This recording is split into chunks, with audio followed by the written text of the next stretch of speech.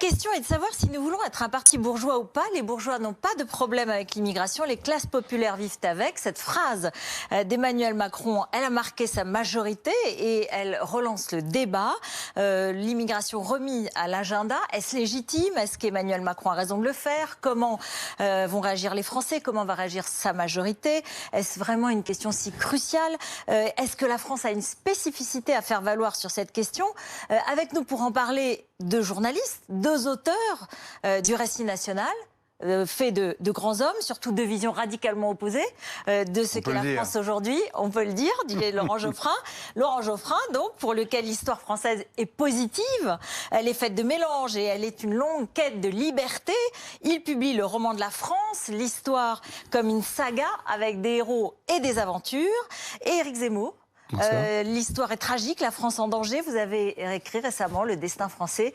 C'était chez Albin Michel. Alors vous débattez aussi dans le Figaro Magazine ce vendredi. On peut vous retrouver répondant aux questions d'Alexandre Devecchio et Louise Darbon. On commence par l'actualité parce qu'évidemment en lisant vos livres, il y a qui se répondent. Hein, soyons clairs, qui se répondent quand même. On l'a pas fait exprès. Vous l'avez pas fait exprès, mais c'est un débat qui traverse la société, qui traverse les intellectuels que vous êtes. D'abord, comment est-ce que vous comprenez cette initiative d'Emmanuel Macron qui relance ce débat sur ce sujet de l'immigration et qui dit c'est un débat de classe, c'est un débat Je trouve que c'est simpliste. Parce que quand Anne Hidalgo a voulu implanter des centres d'accueil pour réfugiés au Bois de Boulogne, il y a eu une protestation de qui? Ce n'est pas des prolétaires, c'est des gens du 16e arrondissement. Ce sont des bourgeois. Ils étaient violemment hostiles à cette implantation. Et il y a beaucoup de gens dans la bourgeoisie qui considèrent qu'il y a beaucoup trop d'immigrés, que c'est dangereux pour l'identité française, qui pensent un peu comme Zemmour. Et donc faire cette espèce de répartition comme ça, de la même manière dans les associations d'accueil des migrants, il n'y a pas que... il y a peu de bourgeois d'abord, et surtout il y a beaucoup de gens des classes populaires, dans les quartiers, ou dans les villages qui renaissent grâce à l'arrivée d'un certain nombre de migrants. Ce sont des gens tout à fait normaux, j'allais dire, modestes, simples, simplement qui ont un sens de la solidarité et qui l'exercent. Et donc, on peut dire que statistiquement, d'accord, c'est dans les quartiers populaires qu'il peut y avoir des problèmes avec l'immigration parce que ce sont des quartiers pauvres où se concentrent les gens qui viennent de l'étranger. Mais cette distinction est, à mon avis, néfaste et simpliste. Éric Zemmour. Alors moi d'abord, sur la forme, j'ai l'impression qu'Emmanuel Macron, depuis qu'il est à l'Élysée, c'est une espèce de stagiaire de l'ENA qui découvre la France au fur et à mesure. Alors il a découvert les classes populaires françaises avec les Gilets jaunes, et puis là maintenant il découvre qu'il y a un problème d'immigration. Formidable. Je rappelle quand il faisait campagne pour la présidentielle, il disait que tout ça n'était absolument pas un problème, qu'il y avait des Sénégalais, souvenez-vous son grand discours à Marseille, des Tunisiens, des Marocains, et que tout ça c'était formidable et que c'était la France multiculturelle. Non, pas du tout. C'est une invention, donc c'est une invention. Bon. Alors deuxièmement sur le fond.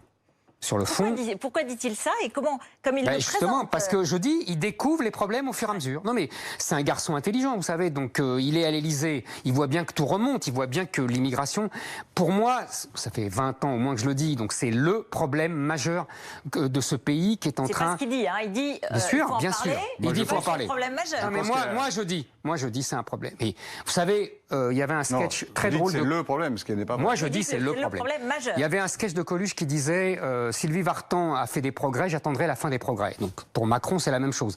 Il fait des progrès tous les jours et j'attendrai la fin des progrès. Maintenant, sur le fond, je pense que c'est même pas le problème.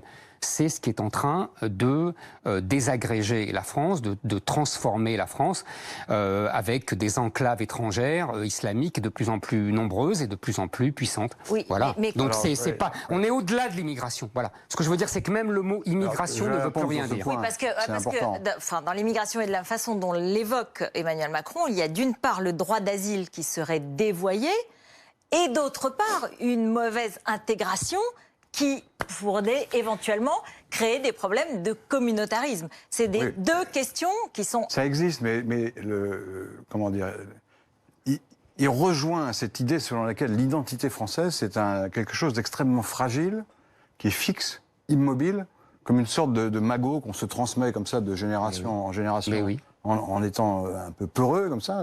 En fait, Zemmour, c'est un trouillard. Bien sûr. Mais oui, bien sûr. Il a peur que 10% de musulmans 10%. jettent à bas l'identité française qu'ils voient comme une chose absolument immobile. Or, toute l'histoire montre le contraire. C'est une culture qui évolue, qui change, et qui a des influences, qui a des... Mais Geoffrin, bien sûr, mais vous avez raison, c'est une culture qui évolue. C'est une culture qui évolue. Quand vous aurez votre fille qui sera voilée, ça aura évolué. Vous avez raison. Quand les filles seront voilées comme dans les quartiers de banlieue, la culture aura évolué. Mais c'est ça une évolution, vous avez raison. On va partir tout de suite. Mais non, mais parce qu'il sous-entend que la France est une terre d'immigration. Ça fait 30 ans qu'on nous bassine avec ça. Or, c'est faux. C'est faux. C'est une terre de mélange. Non. Mais toutes les terres sont de mélange. Qu'est-ce que c'est que ces lieux communs fortiori. Mais avec une culture dominante, Geoffrin. Avec une culture mais qu'il y ait une dominante. culture majoritaire, c'est très bien. Non, il peut y avoir des la culture majoritaire n'est plus majoritaire dans d'innombrables quartiers. Nous sommes passés, si vous voulez, avant on avait immigration, intégration, assimilation. Aujourd'hui, on n'a plus d'immigration parce qu'on n'a plus d'assimilation. L'un sur l'autre. Vous avez raison. Voilà, mais nous avons, je répète, des enclaves étrangères qui sont, et c'est une constante de l'histoire de France, puisqu'on va parler de l'histoire de France. À chaque fois, notre État s'est battu contre ce que le Richelieu appelait des États dans l'État, et qui étaient des enclaves qui s'alliaient à des pays étrangers pour être des États dans l'État, et nous sommes dans la même situation. Alors, il y a toujours eu ça dans l'histoire de France. La réponse de Laurent Geoffrin. Ce que j'essaye de montrer dans le bouquin, le roman de la France, c'est que justement, s'agissant de Richelieu et des protestants, on a commis une erreur historique tragique en les faisant partir. Alors là, pour le coup, il y a beaucoup de gens qui sont d'accord avec moi là-dessus. Et donc la politique de Richelieu, qui a continué ensuite avec Louis XIV, les dragonnades, on mettait des soldats chez les gens pour les martyriser, au fond, et puis on a révoqué l'édit de Nantes, et les protestants sont massivement partis, notamment en Angleterre. Un seul exemple, Denis Papin, l'inventeur de la machine à vapeur, est un protestant français qui est parti en Angleterre chassé par les persécutions contre les protestants. Et la machine à vapeur a été un des éléments essentiels du décollage industriel de la Grande-Bretagne qui lui a permis de dominer le monde. Donc qu'on me dise après, oui, il faut maintenir la pureté de l'ethnie française, c'est comme ça qu'on reste fort. Non, c'est comme ça qu'on s'affaiblit. On s'affaiblit en pensant que la culture française est une chose ethniquement pure, et culturellement pure. Comme d'habitude, Geoffrin mélange tout. Mais je ne mélange rien du tout. D'abord, les Je vais terminer, je vais prendre un autre exemple. Non, mais le sujet des protestants et des catholiques, il est très important. Laissez-le finir. D'accord. Prenons l'exemple de François Ier. Alors, on parle un peu d'histoire, là. Donc François Ier, il n'y a pas plus français comme roi. Le roi Chevalier, Marignan, etc. Il a estimé, lui, qu'il fallait renouveler la culture française en important massivement la culture italienne, qui elle-même venait d'Orient. Léonard de Vinci, Léonard de Vinci, les châteaux de la Loire, tout ça est connu. Pourtant, c'est lui qui a aidé beaucoup la langue française, puisqu'il a fait l'édit de Villers-Cotterêts, qui a obligé l'administration française à parler français. Donc on ne peut pas dire que c'était un mauvais français. Et c'est lui également qui a passé une alliance de revers, parce qu'il était en bisbille avec le Saint-Empire, avec l'Empire ottoman. Laquelle alliance a duré 3 siècles. Pendant 3 siècles, la France a été alliée de l'Empire ottoman. Après, ça s'est passé différemment. Donc cette idée selon laquelle tout étranger, toute culture étrangère, toute religion différente menace le cœur de l'identité française est une idée, à mon sens, xénophobe et dangereuse pour la force du pays. Réponse. Ça y est, on peut répondre? Oui, vous pouvez répondre, mais il faut attendre. Il fallait aller jusqu'au bout, parce qu'il est allé jusqu'au bout. Bon. Non, mais allez-y. Mais très bien. Alors, Richelieu, François Ier. D'abord Richelieu, d'abord les protestants. Geoffrin serine la même chanson qui est depuis des décennies, c'est-à-dire les protestants sont des pauvres victimes des méchants catholiques et du méchant Richelieu et du méchant Louis XIV. C'est une vision erronée. En vérité, à l'époque, les intolérants sont d'abord les protestants. C'est Calvin qui fait exécuter Servet. Ce ne sont pas les catholiques, c'est les protestants. Mais j'ai pas dit qu'il y avait des bons et des méchants. Si. Alors laissez-le finir, Il n'y a pas de victimes et il n'y a pas de bourreaux.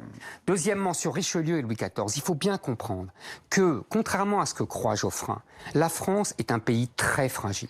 La France est un pays, c'est une création artificielle, politique, avec des mélanges justement. On ne peut pas tout avoir, le beurre et l'argent du beurre. S'il y a des mélanges, ça veut dire que c'est fragile, parce que les gens s'affrontent. Et donc il faut un pouvoir fort. Les alliages, c'est solide au contraire. Donc, Louis XIV, par exemple, on lui reproche d'avoir chassé les protestants. Certes, c'était vraiment cruel et souvent très dur à supporter aujourd'hui. Insupportable. Sauf que, pas seulement. Sauf que Louis XIV ne fait pas que pour les protestants.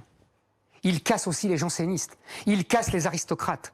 En fait, il casse tous ceux qui veulent s'opposer à l'unité de la France et à l'absolutisme de son pouvoir. Absolu, mais oui, fondamentalement. mais parce que son pouvoir absolu garantit l'unité de la France. Non, parce que la France est travaillée par des mouvements séparatistes en permanence. Maintenant, François Ier, j'ai jamais dit qu'il n'y avait pas d'influence étrangère. J'ai jamais dit qu'il n'y a pas de culture étrangère qui peuvent influencer la France. Et évidemment, surtout la culture italienne. Vous le dites aujourd'hui? Pas du tout, pas du tout. Ce que je dis, c'est que même à l'époque, de François Ier à Louis XIV, l'influence italienne est dominée et subvertie et sublimée par le style français. On ne fait pas exactement ce qu'on en fait en Italie. Quand par exemple vous avez le palais du Luxembourg, c'est un palais qui ressemble à un palais italien, mais ce n'est pas le même, parce qu'il y a le classicisme français. On ne tombe pas dans le baroque. Donc c'est-à-dire que la France sublime les influences étrangères et invente un style français à partir des influences étrangères. Ça n'a rien à voir avec aujourd'hui. Aujourd'hui, au contraire, on a des gens qui vivent comme au pays et qui refusent la culture française, qui refusent d'apprendre la culture française et qui, au contraire, imposent leur culture. Alors, ça s'appelle une colonisation. La réponse. C'est une petite fraction des musulmans qui sont effectivement soit fondamentalistes, soit qui sont violents. C'est encore pire. Mais en revanche, la majorité d'entre eux, excusez-moi de vous le dire, mais ils sont intégrés par le bas. Hein. Ils occupent des postes tout à fait subalternes la plupart du temps. Dans ce bâtiment même, vous verrez que le matin, si vous arrivez tôt, vous verrez que c'est nettoyé par des gens qui sont manifestement d'origine étrangère. Ils remplissent un rôle utile. Et je ne vois pas en quoi ils menacent l'identité française, ces gens-là. Ils sont des travailleurs honnêtes, pauvres, et qui ont des difficultés, ils viennent de loin souvent. Mais en quoi est-ce qu'ils vont subvertir la France? C'est un fantasme. C'est une idée, comment dire, peureuse. On cherche à manier l'épouvante devant l'effondrement prochain de la culture française qui domine largement le pays. Les musulmans, vous sortez en général. Vous sortez du 6e arrondissement de temps en temps, Laurent Geoffroy? Oui, parce que ça serait intéressant plus que pour vous. Alors là, ça serait intéressant. Parce que quand vous dites que la population française domine, et ça serait intéressant d'aller voir d'autres... Il y a des quartiers où les musulmans sont majoritaires. Déjà, c'est mieux. Déjà, il y a un progrès. Donc elle ne domine pas partout, la parle de la France française. La France est divisée en régions. Allez vous balader dans toute la France. Oui, mais je connais le 9-3, dans le sud, non, pas seulement dans le sud de la France, dans le nord, vous présentez comme un épouvantail une population, qui est pauvre. Attendez, laissez-moi terminer. Qui est pauvre. Deuxièmement, qui n'a pas d'influence culturelle ou très peu, sinon dans certains quartiers, d'accord. Et troisièmement, qui n'est pas dans la classe dirigeante du tout. Les protestants, par exemple. Oui, ils étaient dans la classe dirigeante. Ils étaient dans la classe dirigeante. Absolument, même. Donc à la limite, on pourrait dire qu'ils étaient plus dangereux que les musulmans d'aujourd'hui. C'est le contraire que vous dites. Non. Ou alors vous êtes contre les protestants comme vous êtes contre les musulmans. Mais c'est un peu bizarre. Revenons quand même à l'idée. Revenons quand même à l'idée de cette façon dont Emmanuel Macron présente les choses. Il dit la France est une terre d'immigration, mais aujourd'hui il faut s'en occuper, la regarder en face, ne pas faire comme les trois singes, ne pas regarder la situation. Et il faut aussi en même temps avoir une réponse à la fois humaniste, mais pas laxiste. Moi, je pensais, Éric Zemmour, vous alliez dire, ça y est, c'est bon, il a compris, c'est très bien. Mais on va pouvoir résoudre certains problèmes. C'est toujours le même baratin. Hollande disait la même chose, Sarkozy disait la même chose, Chirac disait la même chose. Humaniste, mais pas laxiste. Sauf qu'on n'a ni humaniste, ni laxiste. Je vais vous donner des chiffres puisque Geoffrin dit c'est des travailleurs. C'est faux. Il y a 10% d'immigration de travail. 10%. Tout le reste, c'est des droits, regroupement familial, étudiants, etc., mariage, etc. Il n'y a pas de travail. Il y a 10% et je donne les chiffres. 10% de quoi? Dans les 200, un peu plus de 200 000... Merci. 225 000 entrées légales par an, plus... Cher Rutel-Krief. Comme il m'arrive de sortir du 6e arrondissement, je constate qu'il y a beaucoup de travailleurs arabes Est-ce que je peux finir? Et africains. De toute façon, je ne vous ai pas coupé tout à l'heure. Bien sûr. 225 000 entrées légales, plus 100 à 120 000 de droits d'asile, dont vous savez que 80% sont déboutés, mais que 90% ou 95% ne partent pas. Donc vous rajoutez ça. Plus 50 000 mineurs isolés, comme on les appelle, qui ne sont ni mineurs ni isolés, et qui viennent de l'étranger pour voler, pour trafiquer. Sur combien de millions de Français, Éric Zemmour? Sur combien de millions de Français? Ça fait 450 000 par an, Rutel-Krief. 450 000 par an. Il y en a qui s'en vont. Et je vous signale quand même que ça fait tous les ans. Donc, au bout du mandat, il serait. Alors, Emmanuel Macron, s'il veut arrêter ça, il faut supprimer tous les droits qui existent. Et ça veut dire affronter les médias incarnés par Geoffrin et surtout le juge. Vrai on ne vous voit jamais dans les médias, vous. Je peux parler. Non, mais c'est vrai, on ne vous voit jamais. Si. Faut parler. Et opposé au juge. Donc, il n'y a qu'une seule solution. Il y a un référendum avec la suppression de tous les droits. Droit du sol, droit au regroupement familial. Elle a tout à fait raison. Elle a raison. Droit au regroupement familial, préférence nationale pour les allocations sociales, etc. Voilà. Il ne le fera pas. Et il ne le fera pas. Je reviens, c'est un débat mis d'actualité, puisqu'on parle de l'immigration. Oui, mais on parle aussi des racines de la France. Voilà, je pense, moi, que la culture française est dominée par, c'est l'hypothèse de mon bouquin, par ce désir d'être plus libre. Et c'est une culture, et une culture politique, qui a un grand rayonnement, qui a eu un grand rayonnement, qui l'a toujours. Et je pense que une des raisons pour lesquelles, d'ailleurs, les gens viennent de l'étranger en France, c'est qu'ils adhèrent à ce mythe. Tort ou à raison. Si, c'est vrai. Ils viennent aussi pour travailler, je pense pas. Et donc, le fait de défendre ces valeurs renforce le pays et permet d'intégrer des gens différents. Si vous dites la culture française, elle est très particulière, on peut rien n'y insérer, vous excluez tout le monde, ce qu'il veut faire d'ailleurs. Le droit du sol, ça date de l'Ancien Régime. Oui. Sous l'Ancien Régime. Oui, supprimé par la Révolution, vos amis, les rois tyranniques, à mon avis, eux, considéraient que plus on avait de sujets, mieux c'était. Oui, donc évidemment, le droit du sol. c'était que des Européens. Hein. Laurent Geoffrin, vous dites finalement, Alexandre Dumas, notre histoire, elle est d'abord en quelque sorte républicaine, avec ses valeurs, la liberté, l'égalité, la fraternité, et notamment la liberté. Et vous dites finalement, on peut s'intégrer à condition d'adhérer à ces valeurs. Absolument, il faut adhérer à ces valeurs. Voilà. La France, c'est une idée pour moi. C'est pas seulement un héritage, c'est une idée, et cette idée est écrite au fronton de tous les bâtiments publics. Et donc, on doit adhérer à ces valeurs pour être français, ou en tout cas vivre en France. Je suis d'accord, les problèmes d'intégration sont là. Non, mais voilà. Vous dites au contraire, finalement, et vous citez le général de Gaulle, c'est un pays de race blanche, de religion chrétienne et de culture gréco-romaine. Et donc ça veut dire... C'est une déclaration datée. Excusez-moi, de race blanche d'abord. Ça exclut 20% de la population française, ou un peu moins. Il dit d'abord... Ils sont des bons...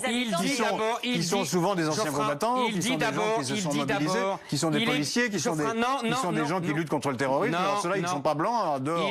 Il dit d'abord, parce qu'il faut citer entièrement le général de Gaulle, il est bon qu'il y ait des Français noirs, bruns ou jaunes. Vous avez oublié de le citer, ça. Toujours je le cite. Lisez-moi, vous verrez. D'accord. Mais, je le connais par cœur, mais, il faut qu'il reste en minorité, sinon ça ne serait plus la France, car nous sommes, et il cite la phrase suivante. Voilà, la phrase qu'il faut citer entièrement.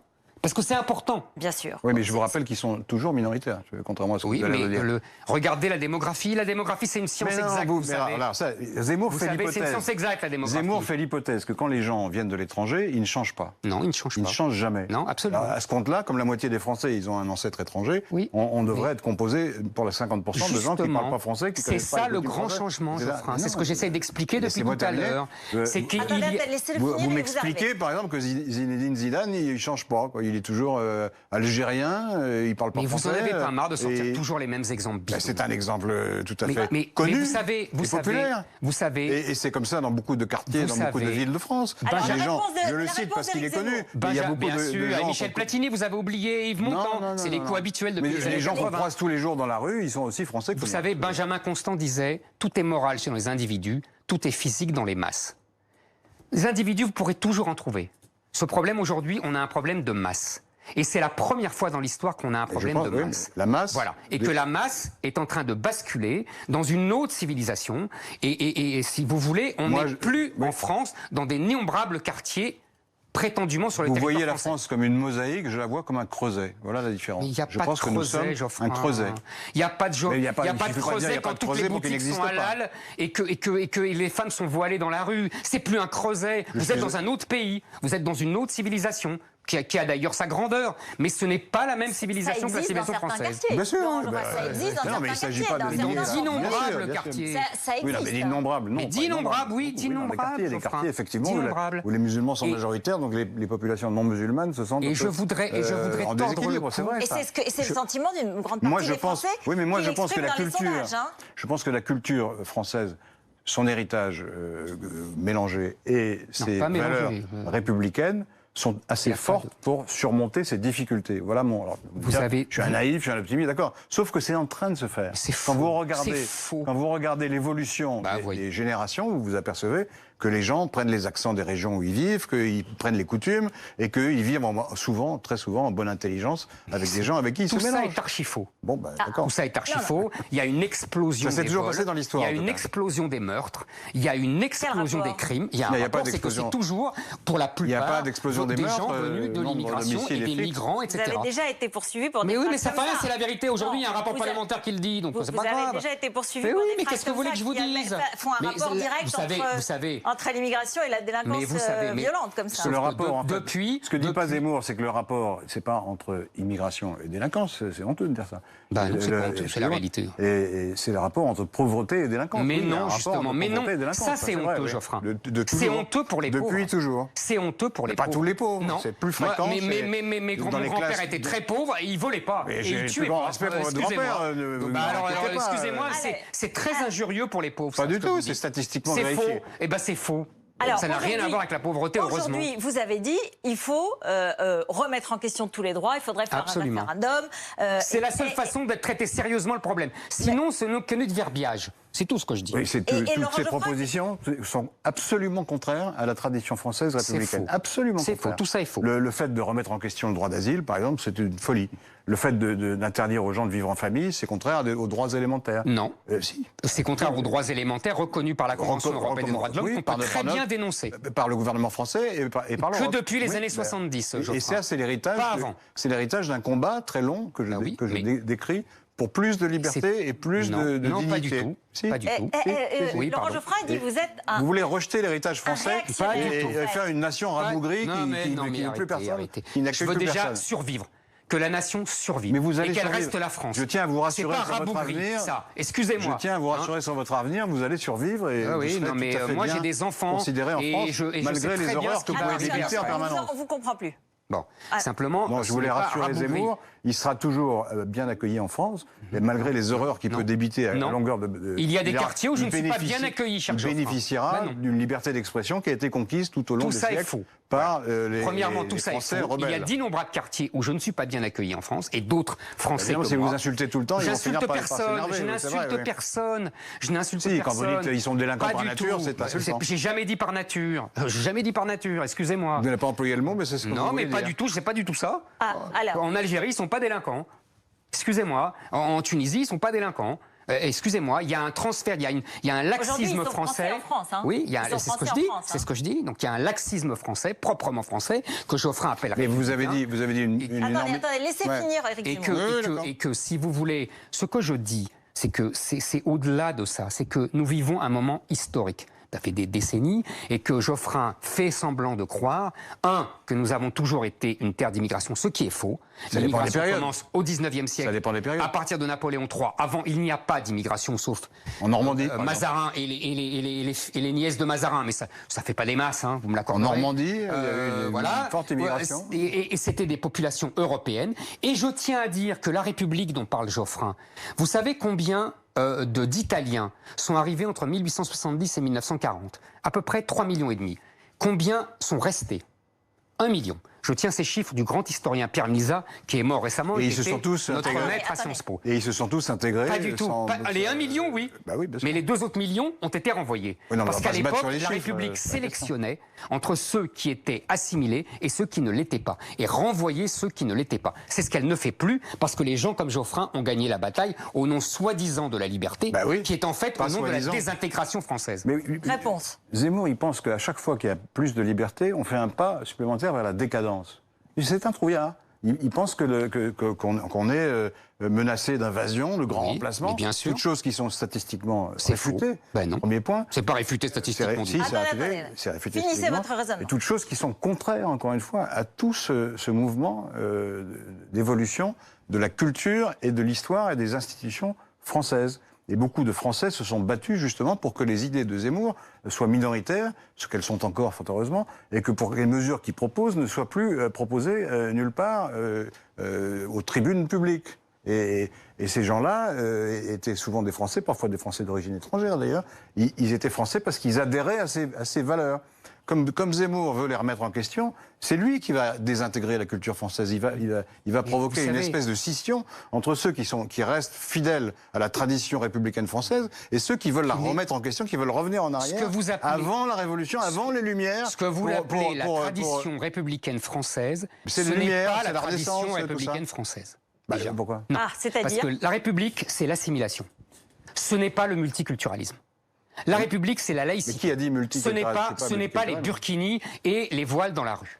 La République, ce n'est pas tout ça. Excusez-moi. Donc quand vous parlez de la République, parlez de la vraie République. Pas de ce que c'est devenu sous votre influence et sous les gens comme vous qui faisaient campagne pour l'antiracisme dans les années 80. Vous avez dévoyé la République. Heureusement que je faisais vous avez campagne pour trahi la République et vous avez désintégré la République. Donc venez plus parler de République. Excusez-moi. Non, pas du tout. Les traîtres à la République, jamais la République. C'est un langage. Jaurès et Blum, pour parler des gens que vous admirez, jamais n'aura accepté. Vous les admirez pas, vous? Jaurès et Blum?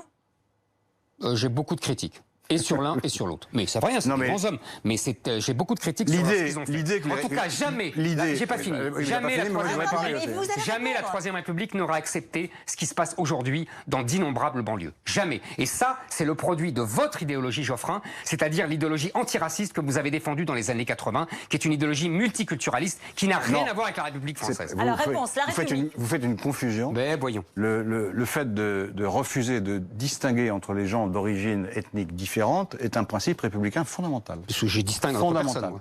Comment? Je distingue entre personnes. Mais si, parce que moi, je garde les assimilés et je renvoie les autres. Oui, c'est la République, ça. Qu'est-ce que ça veut dire, assimiler? Assimiler, ça veut dire qu'ils sont imprégnés de la culture française et des mœurs françaises. On demande aux citoyens qui sont en France, ou qui sont soit étrangers, soit qui sont devenus français, qui sont nés en France de parents étrangers, c'est d'abord respecter les lois. Donc ceux qui ne respectent pas les lois doivent être sanctionnés. Premier point. Ils ne sont jamais expulsés. C'est d'adhérer aux valeurs communes. Bon, ils adhèrent aux valeurs communes. Non, dans pas la grande aux valeurs majorité. communes. Non, non. La France n'est pas c'est ça qui nous distingue. Ce ne sont pas des valeurs. C'est ça qui nous distingue. C'est des mœurs. C'est un peuple. On s'assimile à ce peuple. C'est ça et qui on nous respecte distingue. ce Vous avez une peuple. vision. Et on respecte son histoire. Vous avez une vision. Et on respecte ses mœurs. Vous avez une vision et on lui raciale. impose pas ses propres mœurs ni sa religion. C'est ça la France. Vous avez une vision raciale, ethnique et intolérante sur le plan religieux. Culturelle peut-être, plutôt culturelle. Oui, mais culturelle, la culture, c'est une entité évolutive. Voilà. Il va nous dire que c'est mouvant et que c'est évolutif. Il peut y avoir des mélanges, il peut y avoir des influences. Mais c'est pas du tout la conception de Zemmour. Justement, c'est la conception. Il faut une race unique, une ethnie unique, et tous les autres doivent partir. Mais vous dites des bêtises, Geoffroy. Attendez. Voilà, vous dites des bêtises, parce que d'abord, tout simplement, moi, contrairement à vous, je ne suis pas dans le tronc français d'origine. J'étais pas là aux croisades et j'étais pas là à la bataille d'Eylau dans la charge de Murat. Seulement, je me suis approprié la culture française. Moi. C'est tout. Ça fait une différence. Ok. Moi, pour moi, être assimilé, ça veut dire que considérer que Jeanne d'Arc est son arrière-grand-mère et que Napoléon est son ancêtre. C'est ça, être assimilé. C'est s'approprier l'histoire de France. Ce que j'expliquais dans mon livre. Et c'est ce qu'on ne fait plus aujourd'hui. Donc ne parlez plus de République et ne parlez plus d'intégration. Ça n'existe plus. Alors, les choses sont claires. Zemmour considère que depuis la Révolution française, on a cessé de s'affaiblir et de se désunir. Ça, comme le général de Gaulle. Le général de Gaulle pensait la même chose. Il avait tort sur ce point, il avait raison sur beaucoup de points, il avait tort sur ce point. Et Zemmour, c'est un réactionnaire, au sens propre du terme, c'est pas du tout une insulte. C'est une qualification politique négative pour moi, mais qui est une qualification politique. Il veut revenir à une espèce de France qui n'a jamais existé, où il y avait... Qui n'a jamais existé déjà. Je suis réactionnaire ou je veux revenir à une France qui n'a jamais existé? Non, parce que vous en avez une vision mythique. Vous pensez que les monarchies absolues, c'était le summum de l'unité nationale, alors que c'est le contraire. L'autoritarisme royal avant la Révolution a été une des causes de la violence révolutionnaire. C'est parce que la Cour a refusé, a fait des concessions de forme qu'elle a ensuite reprises ou qu'elle a trahi finalement. Elle a même trahi son propre pays puisqu'elle s'est abouchée avec les forces étrangères. Et ce sont eux qui ont déclenché en grande partie la guerre civile. Pas tout seul, il y avait des extrémistes de l'autre bord. Mais la guerre civile est venue de cette idée d'autorité, d'unité absolue et de hiérarchie qu'on ne peut pas remettre en question. C'est ça la guerre civile française. Elle est venue de là. Vous connaissez le mot célèbre de Bonaparte qui voit passer Louis XVI au 10 août 1792 et qui dit couillonne. Parce qu'il aurait mis 3 canons et c'était terminé. La Révolution, c'est parce que Louis XVI n'a pas tiré. C'est pour ça qu'il y a Vous voulez mettre des canons aux frontières pour empêcher les musulmans de rentrer. Voilà le projet politique de Zemmour. Un mot parce que vous avez dans vos 2 livres, et on va bientôt conclure, des points exactement inverses. Les croisades, pour vous, c'est évidemment la manière et la lutte pour défendre le mode de vie et la civilisation chrétienne. Et évidemment, c'est extrêmement positif. C'est pas du tout votre version. Ah non, pas du tout. Enfin, il y avait une part de légitimité, puisqu'effectivement, les musulmans de Palestine, enfin de Jérusalem, avaient interdit aux pèlerins chrétiens l'accès aux lieux saints chrétiens. C'est peut-être un problème. Mais ensuite, ça s'est transformé en une invasion barbare, à mon avis, enfin extrêmement brutale et cruelle. Alors les autres aussi étaient brutaux et cruels. Ah non, bien sûr. ils se battaient avec des roses. Mais ils étaient chez eux. Ils se battaient avec des roses, c'est connu. Ils étaient chez eux. Ah non, ils n'étaient pas chez eux, non. C'était des colonisateurs eux aussi. Oui, d'avant. Ah bah oui, oui. Oui, alors donc c'est une invasion guerrière au nom de Dieu qui ressemble à une armée de fanatiques quand même, il faut quand même le dire. Et quand les musulmans, quand les Byzantins d'abord, qui était une autre branche de la chrétienté, ont vu arriver les chrétiens d'Occident, ils les ont trouvés hirsutes et complètement dangereux et brutaux. Et les chrétiens d'Occident considéraient que les chrétiens d'Orient étaient des gens efféminés et décadents, exactement ce que Zemmour pense des Ils ont fini français. par tomber, d'ailleurs, face à l'islam. Et la civilisation musulmane, à l'époque, était plus avancée et plus raffinée que la civilisation chrétienne. Il oublie de dire. Des lieux communs qu'on nous bassine encore avec depuis des années. Vérifiez, sont fausses. Guggenheim a démontré tout ça dans son livre Aristote et le Mont Saint-Michel. Tout ça, ça vient de l'influence justement des Byzantins et pas du tout des Arabes et pas du tout de la civilisation musulmane. Mais les croisades, qu'est-ce que c'est? Je me réfère au grand spécialiste des croisades, René Grousset, un historien oublié évidemment, parce que qu'est-ce qu'il explique en 2 mots? À la fin du XIe siècle, les musulmans séloudiques, l'espèce de Turcs, on dira, on est d'accord, oui, qui attaquent et qui menacent Constantinople. Et qui, s'ils prennent Constantinople, vont déverser sur toute l'Europe. D'ailleurs, c'est ce qu'ils feront 3 siècles plus tard. Donc en fait, qu'est-ce qui s'est passé? Quand le pape appelle à la croisade, c'est pour arrêter l'invasion musulmane qui menace toute l'Europe. Et une Europe à l'époque... Pas au moment d'Urbain II. Si, bien sûr que si. Une Europe à l'époque qui n'a pas reconquis son héritage. Je conteste cette vision des croisades. Alors voilà, c'est René Grousset, vous savez, il connaît beaucoup mieux que vous et que moi. Merci beaucoup, merci tous les deux. Je pensais qu'on aborderait plein d'autres thèmes, mais je savais que ce serait un thème qui vous animerait. Je n'ai pas eu besoin de poser beaucoup de questions. On n'a pas parlé d'Henri IV. Le roman de la France de Vercingétorix à Mirabeau, une histoire de la liberté chez Taillandier, et le destin français quand l'histoire se venge chez Albin Michel. Zemmour, Geoffrin. Voilà le débat. Il s'est déroulé sur BFM TV. Dans un instant, face à Duhamel, Natacha Polony.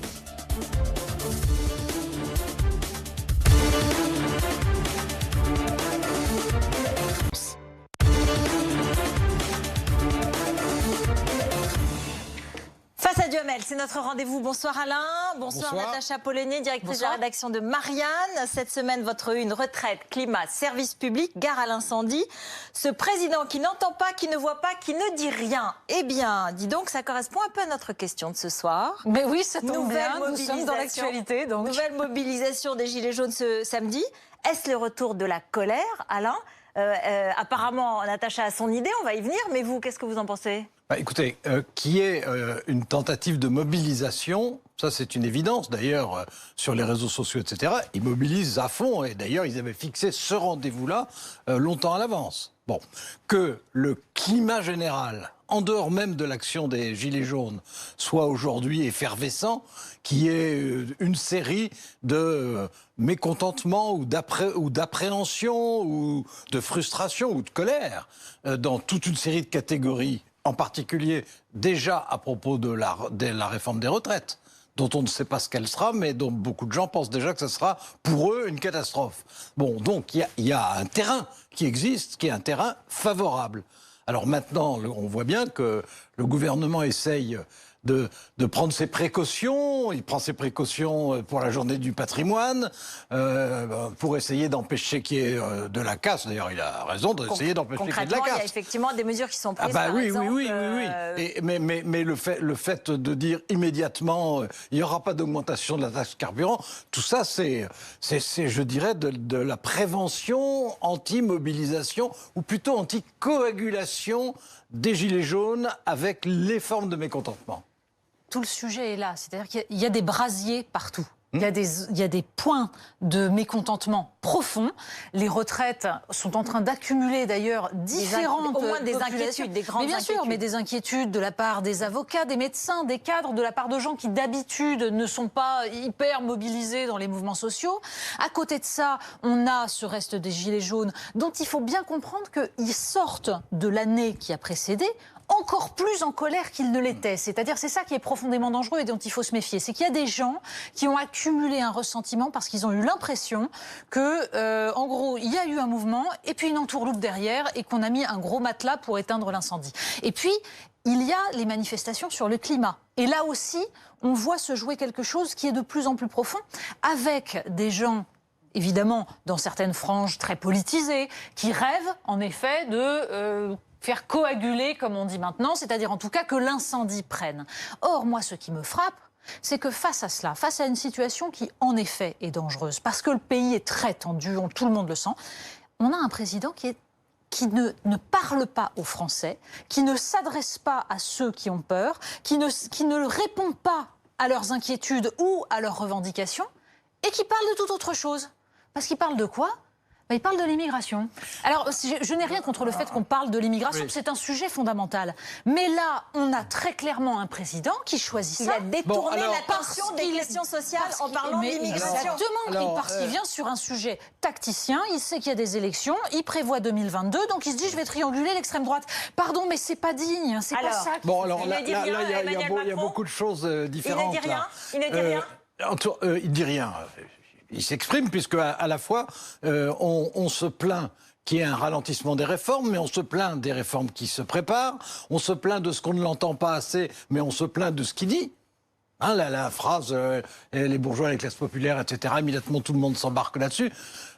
Moi, ce que je constate quand même, c'est que en réponse aux Gilets jaunes, il y a eu un certain nombre de mesures concrètes qui ont été prises. Alors je ne dis pas qu'ils ont le sentiment que leur vie et que leur existence et que les administrations, etc., brusquement se sont métamorphosées. Je ne dis évidemment pas ça. Mais quand on regarde, parce que ça fait partie des choses qu'on peut mesurer quand même, quand on regarde le budget de l'année prochaine, donc la loi de finances qu'on discute, franchement, il y a... Disons que ça s'adresse d'abord aux classes moyennes qui ont le plus protesté pendant toute cette période. Je ne vous dis pas que ça suffira, je n'en sais rien d'ailleurs. Je ne vous dis pas que ça suffira, mais ce que je veux dire, c'est que il n'est pas inerte. Il prend des... Alors ensuite, on peut discuter sur les initiatives, de même qu'on peut discuter sur la question de savoir si c'était le moment. Non, il a changé de ton et il affirme qu'il veut négocier, se concerter. Mais ce budget est très différent des autres. Ce budget est très différent des deux précédents. Non, pas tant que ça. Et en tout cas, sur un point précis, c'est-à-dire qu'il ne prend toujours pas la mesure de la donne économique actuelle, à savoir qu'on est dans des taux d'intérêt négatifs et qu'il y a un besoin d'investissement majeur, notamment dans les infrastructures et notamment pour justement rééquilibrer entre les territoires. On a des milliers de trésoreries qui vont fermer, pardon, mais on ne me dit pas qu'on a fait les choses pour répondre à la crise des Gilets jaunes. C'est pas possible. Non, mais les trésoreries... Excusez-moi, mais je ne vous sous-estime pas. La fermeture de trésorerie d'un côté et le niveau des taux d'intérêt de l'autre, ça n'a strictement rien à voir. Ah si, ça a quelque chose à voir. Mais surtout, ça s'appelle le critère des 3%. C'est-à-dire, est-ce que réellement en période... Mais si, Alain.